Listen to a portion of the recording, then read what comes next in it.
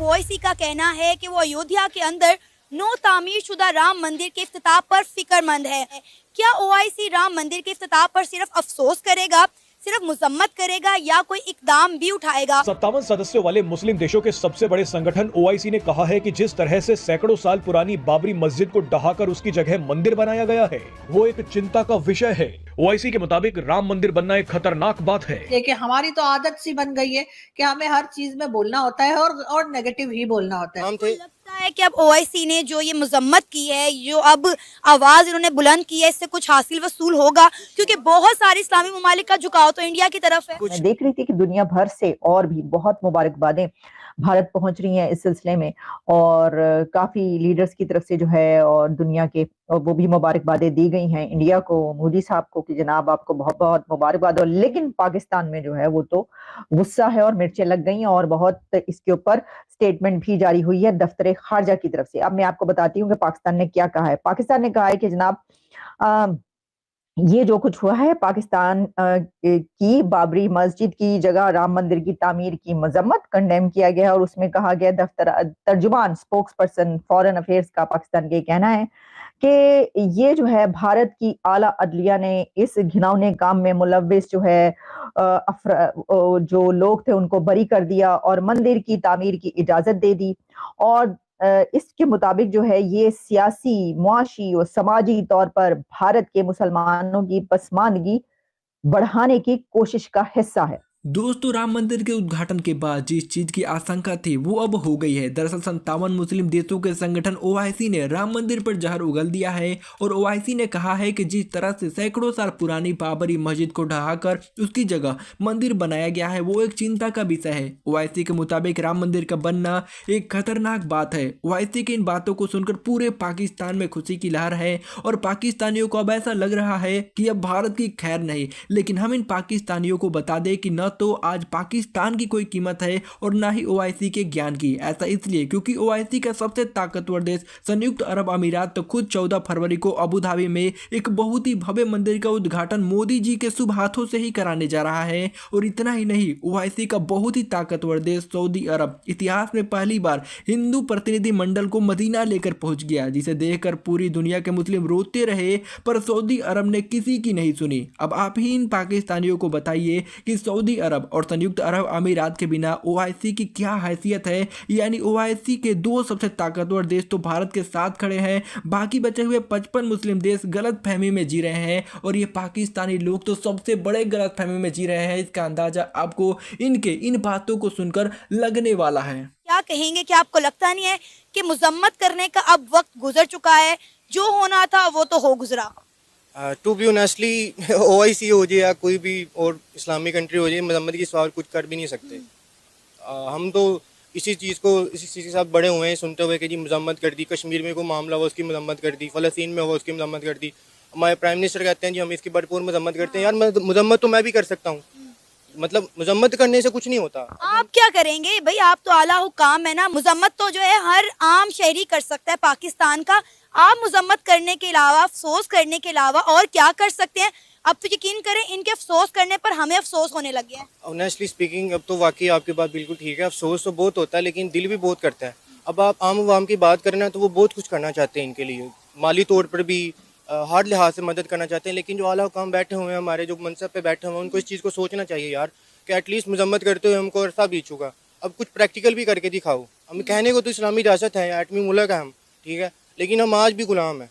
आप हर लिहाज से देख लें, नाम तो खुल के बात कर सकते हैं। अब मुझे ये भी डर है कि अब ये ज़्यादा क्लिप वायरल हो जाएगा तो हो सकता है भाई वीडियो डाला आ जाए, कुछ और इस तरह का कोई मामला हो जाए। लेकिन ये चीज़ भी देखनी पड़ेगी, हम इस सियासत के साथ लायल हैं, हमने उस मुल्क के लिए कुर्बानियाँ दी हैं। मैं अपनी बात करूँ तो जो हमारी फैमिली है वो इंडिया से माइग्रेट करके आए हैं, ठीक है। अब हम मुहाजिर हैं, हमने इस मुल्क को बनाया है, ठीक है। जो 100 कार लोग आजकल लिबरल उठ के बातें कर रहे होते हैं ना कि भाई ऐसे हो गया वैसे हो गया, भाई असल में हमने जो अपना पीछे घर बार बाउजदाद कुर्बानियाँ दे के आए हुए हैं, सारा कुछ पीछे छोड़ा हुआ है हमने, ठीक है। कुर्बानियाँ हमने दी हैं। और ये जो भी आपने बात की थोड़ी देर पहले कि जी इंडिया में वो राम मंदिर बना रहे हैं, तो मुसलमानों की ना सोच के ऊपर, मुसलमानों की मजम्मत के ऊपर भी मातम करने को दिल करता है। अब तो हम किस मुँह से जो है नबी पाक सल्लल्लाहु अलैहि वसल्लम का सामना करेंगे? अगर वो कल को हमें पूछ लें कि भाई ये इस तरह हो रहा था मामला तो तुम लोग क्या कर रहे थे, एटलीस्ट ये चीज़ तुमको देखनी पड़ेगी ना कि बाबरी मस्जिद को उन्होंने शहीद किया, सारा कुछ किया, मामला जो भी था।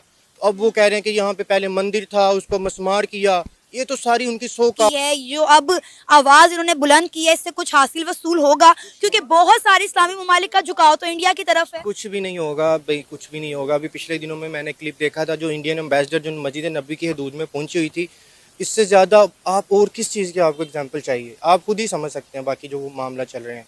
दोस्तों पाकिस्तान के इस लड़के ने जो भी बातें कही वो एकदम सही कही, सिवाय कुछ बातों को छोड़कर। और इसने जो बातें गलत कही उसे हम आगे क्लियर कर देंगे, क्योंकि ये उसकी गलती नहीं है। उसके देश में, उनकी मीडिया में जो चीज़ें दिखाई जा रही है उन्हें देखकर कोई भी हम लोगों को गलत कह देगा कि जो अयोध्या का राम मंदिर बना है वो गलत बना है, क्योंकि दोस्तों पाकिस्तान की मीडिया में यही बातें दिखाई जा रही होगी। लेकिन दोस्तों पाकिस्तान के इस लड़के ने ये बात एकदम सही कही कि ओआईसी कुछ नहीं करने वाला है। ये सिर्फ मुसलमानों को खुश करने के लिए, मुस्लिम देशों को खुश करने के लिए सिर्फ ये बयानबाजी दे रहा है कि वो आहत है इस हरकत से और राम मंदिर बना है जो कि गलत हुआ है। क्योंकि दोस्तों अगर बाबरी मस्जिद पर उन लोगों को कुछ करना ही होता तो अयोध्या पर डिसीजन आए 4 साल हो चुके हैं और 4 सालों से ओवैसी बिल्कुल चुप था। लेकिन अब जब राम मंदिर बन गया, बनने के बाद उद्घाटन भी हो गया राम मंदिर का, वहां पर भगवान राम विराजित हो गए, उसके बाद ओवैसी का बयान आना बिल्कुल बेकार है, क्योंकि इसका कोई भी मतलब नहीं बनता। और दोस्तों पाकिस्तान के लोग भी इस बात को समझ चुके हैं कि जो ओवैसी है